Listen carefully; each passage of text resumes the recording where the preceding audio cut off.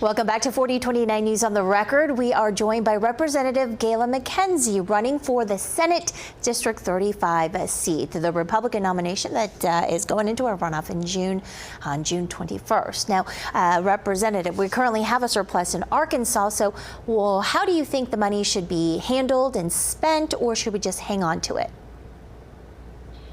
I think that we need to, it is crucial that we get the voters, the constituents, their input on this. And as I've been going around talking to people door to door, and even just that's the philosophy I've had as a representative, is pushing the information out to people. Number one, we need to tell them, why do we have this surplus? Where is it coming from? How can you make a good decision if you don't know why we have the surplus? And there's a number of factors there. Of course, we know we've got those federal dollars pumping in.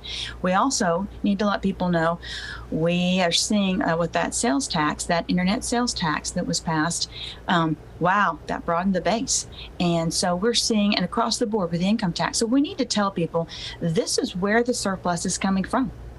And this is why, and then give them the tools to help give us the input they need. If we don't push the information out, how can they tell us what they want?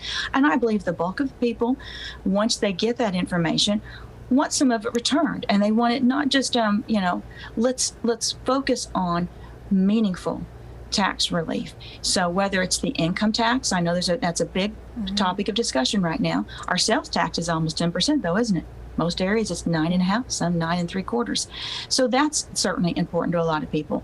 And they're also saying, look, let's make sure if we lower that income tax, we don't want to turn around and take a hit in our property tax. Boy, I hear that message. So I want to make sure I'm pushing out, these are the facts, these are our options. You tell us, instead of us saying to people, oh, we got this great idea in Little Rock, hope you like it. I want to do it the reverse way and make sure they're involved from the very beginning. We have about a minute left. Why should voters vote for you as opposed to your opponent, Tyler Dees? I'm a go-getter. I have a reputation, and my constituents know they're going to hear from me. I'm pushing the information out to them. I'm painfully transparent and accountable. I want their input before a bill happens, not just telling them the bad news after it passed. That's what I believe people want, is a representative who's close to them, who's accessible, who's real, and who's a go-getter, who will go in and take those hard stands. I'm not afraid to stand alone on a bill if I know my constituents don't want that bill. I'll take those stands, and we need somebody who will go down there and speak up, laser focused on their constituents.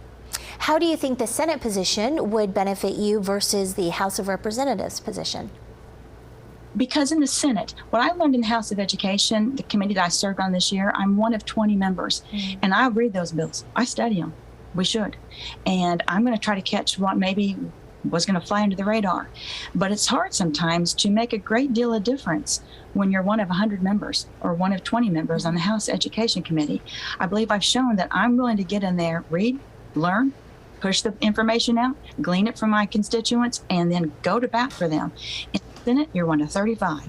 You can make a lot more difference if you're ready to go in there and fight for your constituents. All right, Gayla McKenzie, thank you so much for joining us today. Republican candidate for Senate District 35. Thanks so much. Thank you.